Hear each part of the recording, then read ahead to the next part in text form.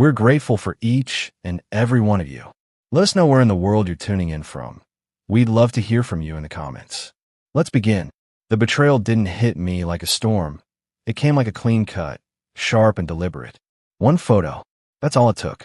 My wife, Lila, leaning into another man's arms on a boat she didn't buy, sipping bourbon she didn't pour, wrapped in a sundress I had once placed in her hands as a gift.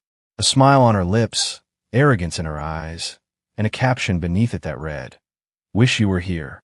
She thought I'd be hundreds of miles away, chained to endless meetings, too distracted to notice. She thought the photo would be a dagger to my chest.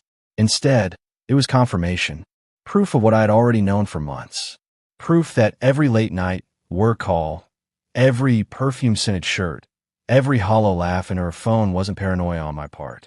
It was real, and I had been preparing. I didn't throw the phone, didn't curse, didn't call her. I simply slid it back into my pocket and walked down the dock. At the end of it stood Alan, the trustee I'd hired 6 months earlier when the lies first started to line up too neatly. He wasn't a friend, wasn't family. He was something better, a man who could turn betrayal into leverage, and leverage into an ending she'd never see coming. "All in order," Alan murmured, his leather folder tucked under one arm. I gave a short nod. The sunset painted the water gold, but all I saw was the trap closing. Here's the thing about betrayal. Most people strike when they're angry, when their vision is clouded by pain. Not me. I learned long ago that timing is everything. You don't strike when they're lying. You strike when they're laughing. When they're so sure they've gotten away with it that they drop the mask completely. That's why I waited. I waited for the night she would step onto my boat with her lover, her bare feet on the planks I'd restored bolt by bolt, her laughter echoing across the water like it was hers to give. She thought she'd won. She had no idea she was walking straight into her undoing. The boat curved lazily toward the dock, their bodies close, her legs draped across his lap like the future was theirs to steal. She tossed her head back, laughing, while his hand rested proudly on the wheel. They didn't see me and Alan standing there, two shadows carved out of truth, waiting. And then it happened. She turned her head. Her smile froze. The plastic cup in her hand tilted slightly, but never spilled. Her sunglasses slipped down over her eyes, not because of the sun, but because she didn't want me to see the panic in hers. Her lover noticed next. His grin dropped, his posture stiffened. It wasn't me that rattled him. It was Alan. A man in a slate gray suit doesn't belong on a dock at sunset. A man with a folder like his doesn't come to watch the lake. He comes to end illusions. The boat slowed, drifting closer. Neither of them laughed now. She rose first, adjusting her sundress as if it might restore her dignity, and stepped onto the dock barefoot. She tried to sound annoyed, tried to regain her edge. "What are you doing here?" she demanded. I tilted my head, voice quiet but unshakable. "Oh, I live here." Her eyes darted to Alan, to the folder in his hands. For the first time that evening, the color drained from her face. She thought she was hosting a weekend fantasy. She was about to discover she was only a guest in her own downfall. The air thickened on that dock the moment her smile cracked. I didn't need to raise my voice, didn't need to throw accusations. That's the mistake most betrayed husbands make. They rage, they scream, they demand answers. But rage is sloppy, and sloppy never wins. I had waited for months to strike, and now, all I had to do was stand still while the truth unfolded like a noose around her neck. Alan stepped forward, his slate gray suit catching the dying sunlight. He opened the leather folder with deliberate precision, the silver crest of the law firm gleaming faintly. Her lover's smirk died right there. He knew enough to recognize a man who didn't belong on docks or boats. Alan belonged in courtrooms, in rooms where signatures and clauses decided futures. "Where's my name?" she snapped, reaching for the papers with that same arrogance she'd carried into every fight we ever had. Her hand trembled when she realized I wasn't holding anything. Alan was. And Alan didn't flinch when she yanked the envelope open, as if tearing into it would somehow restore her control. She scanned the first page quickly, scoffing, but by the second page her brow furrowed. By the third, her breath caught in her throat. Her lover leaned in, trying to peek over her shoulder. "What the hell is this?" he muttered. I didn't answer. Alan did. His voice was steady, professional, almost cruel in its calmness. For the Bennett Myers Family Trust, established prior to marriage, all assets, including the lake house, dock, and vessel, remain the sole property of Mr. Grayson Myers. The premarital asset protection clause ensures that no marital claims apply. In plain terms, ma'am, none of this was ever yours. She blinked. That's ridiculous. I've lived here. This is ours. Alan shook his head slightly, flipping to the notarized statement with the ease of a surgeon showing an x-ray. You maintained a separate residence for tax purposes. Filed it yourself. Signed, sealed, and notarized. Would you like a copy? Her voice rose. That's manipulation. You've been sneaking around with lawyers instead of talking to me. Not sneaking. Alan corrected smoothly. Strategic. Her lover straightened his shoulders then, trying to salvage what little pride he had left. His shirt hung loose, his sunglasses too big for his face, but he puffed out his chest like he mattered. Listen, buddy. They're married. Community property means she owns half of this. That's basic law. I finally looked at him. One steady, cold glance. You're standing on a dock owned by a trust you have no right to access. Technically, right now, you're trespassing. That word landed. Trespassing. He shifted, one foot sliding back toward the boat like he could escape the weight of it. She tried to recover, lifting her chin, but her voice cracked. Grayson, you can't do this. This is cruel. Cruel? The word echoed in my mind. Was it cruel when she slipped into that sundress and curled into another man's lap on my boat? Was it cruel when she laughed into her phone, sending me a photo she thought would break me? She had emptied our marriage long before I emptied this house. I didn't respond. I didn't need to. Her lover pressed again, louder this time, desperation creeping into his tone. This is just legal scare tactics, right? She still has rights. You can't just erase her. Alan raised a brow. She erased herself the moment she signed the documents. Her name appears nowhere in the ownership chain. By design. The lover's smirk faltered into silence. He looked at her then, and I saw it. The doubt spreading across his face like cracks in glass. You said this was yours, he whispered. Her jaw tightened. She clutched the papers to her chest like they could change their words if she held them hard enough. I thought it was, she muttered, barely audible. You thought wrong, Alan said simply. The lover exhaled sharply, shifting from foot to foot. The swagger was gone, replaced with the posture of a man already regretting his choices. This is some setup, he muttered. I don't need to be here for this crap. No, I said quietly. You don't. And just like that, he stepped back toward the boat. He didn't even glance at her as he untied the rope and climbed aboard. His cowardice wasn't surprising. It was almost poetic. She had chosen a man who was never willing to fight for her. Not really. He wanted the perks, the boat, the bourbon, the borrowed luxury. But when faced with truth, he folded. She turned to him, desperation spilling out now. Don't leave me. Not like this. But he didn't answer. He just started the engine, the low hum cutting through the heavy silence, and eased the boat back into the open water. The same boat she'd thought was hers, now pulling away, leaving her stranded. Her shoulders sagged as she looked back at me. For the first time in years, there was no smirk, no sarcasm, no sharp remark. Just the hollow face of someone realizing the walls had closed in. This isn't fair, she whispered. I stepped closer, my voice low, deliberate. Fair ended the night you decided another man belonged in my place. The words hung in the air, sharp and final. She clutched the envelope tighter, but it wasn't leverage anymore. It was evidence of her own downfall. Behind her, the boat engine faded into the distance. Ahead of her, Alan stood ready with the next stack of papers. And beside her, nothing. No allies. No lifelines. Just the heavy silence of a woman who had gambled everything and lost. And this was only the beginning. She followed me up the dock like a shadow that had lost its light. Her steps were hesitant now, no longer the confident sway she used when she thought she owned the place. Barefoot, sundress clinging in the evening air, clutching the envelope like it could still save her. She looked less like a wife and more like an intruder caught in someone else's home. The front door creaked open with ease. I hadn't even bothered locking it. Why would I? There was nothing inside worth stealing. Not anymore. She stepped in first, her voice sharp, demanding, almost panicked. Grayson, what is this? Where's everything?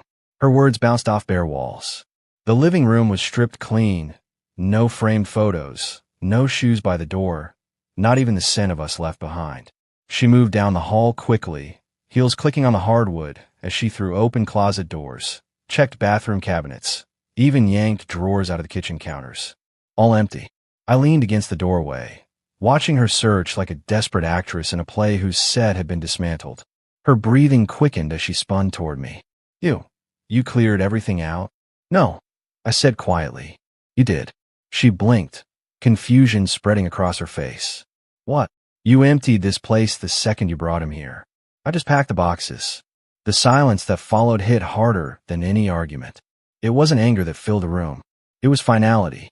She stumbled toward the mantel, expecting photos, candles, maybe the souvenirs we collected over the years.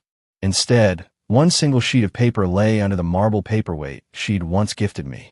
She picked it up slowly, lips parting as she read the two words written across it. Not here. Her lover, still lingering awkwardly in the doorway like he wanted to disappear, read over her shoulder. His jaw tightened, embarrassment flickering across his face. She turned to him, pleading for reassurance, a joke, something to soften the blow. But he gave her nothing, not even eye contact. The realization hit her then. He wasn't her partner. He was just her accomplice. An accomplice's abandoned ship when it starts sinking. She whispered, almost to herself, "This isn't about the photo." I stepped forward, closing the space between us, my voice low and deliberate. No, this was planned long before today. Long before you stepped on my boat. Before your fake late-night work calls. Before you suddenly started drinking the wine you used to hate. I saw every move, and I stayed quiet. Not because I didn't notice. Because I was preparing. Her back hit the wall as she slid down slowly, clutching that envelope like it might anchor her. Her shoulders shook, but no words came. For the first time, she wasn't arguing, wasn't mocking, wasn't spinning lies. She was simply unraveling. That was when the door opened again, quietly, deliberately. Our daughter stepped inside. No shouting, no dramatics. Just steady footsteps across the threshold. Her hair pulled back, posture straight, eyes sharp as she took in a hollowed-out house and the wreckage of what her mother had done. "Hi, Dad," she said softly, and wrapped her arms around my waist. I held her, grounding myself in the only part of this mess that mattered. Her mother's lips parted, her voice breaking on our daughter's name, but no sound came out. Our daughter didn't look at her. Instead, she pulled a flat envelope from her tote and set it on the empty table. "For the record," she said, her voice steady, "I'm not here for drama. I'm here for clarity." Alan stepped forward, opening the envelope with practiced ease. His eyes skimmed the documents before he looked at my ex-wife. "As of this morning," he said smoothly, "all disbursement rights from the Windermere College Fund have been reassigned. Mr. Myers alone holds control. Any prior access has been revoked." Her face drained of color. "What does that mean?" Our daughter's voice cut through the air like a blade. "It means if you try to touch my education money again, you'll be dealing with Dad's legal team, not me." Her mother staggered back, eyes wide, lips trembling, whispering, You did this to me?" "No," our daughter said firmly. "You did it to yourself." And with that, the generational divide became permanent. The silence that followed our daughter's words was suffocating. You could hear the faint hum of the fridge in the back hall, the distant buzz of cicadas outside. My ex-wife stood frozen, arms slack, her lips parted like she wanted to argue, but couldn't find the words. For years, she had controlled the narrative with half-truths, fake laughter, and well-timed smirks. But now, she had nothing. Then she snapped. "This is my home," she screamed, her voice shrill, shaking. "You can't just erase me." Alan didn't even blink. "You've been a guest," he said flatly, "and now your access is terminated." That line shattered her. She stormed past him, pushing into the bedroom, as if she could still find some anchor of herself inside.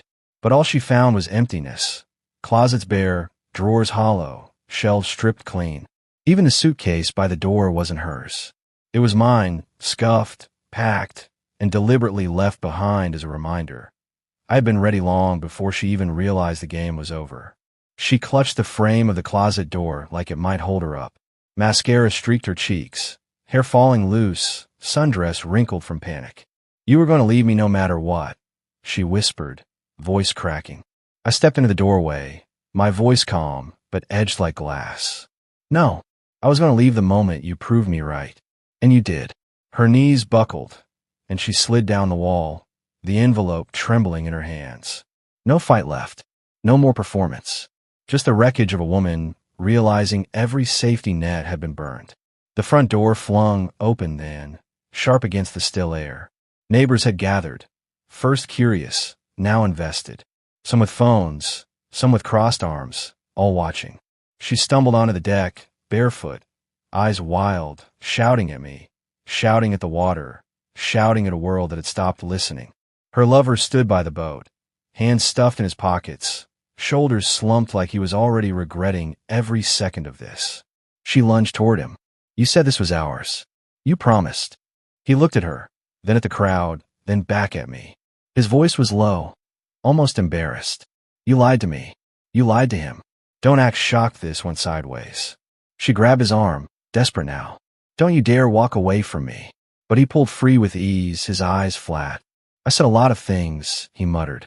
And then he climbed onto the boat, started the engine, and pulled away without a glance back.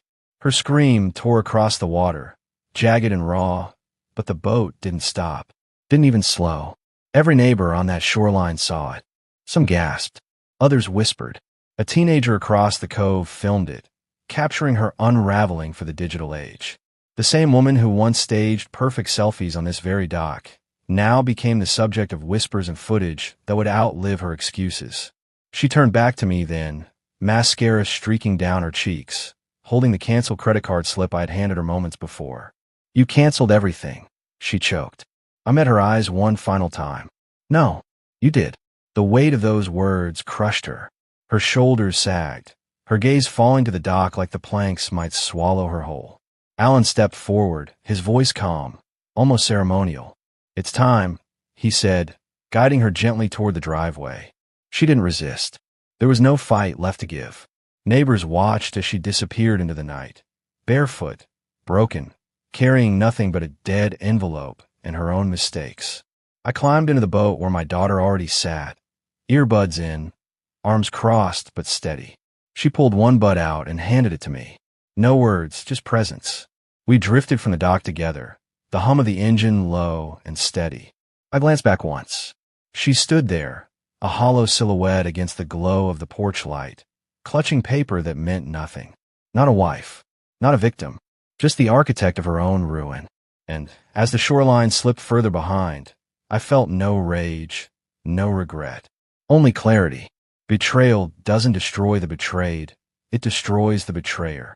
And hers was complete.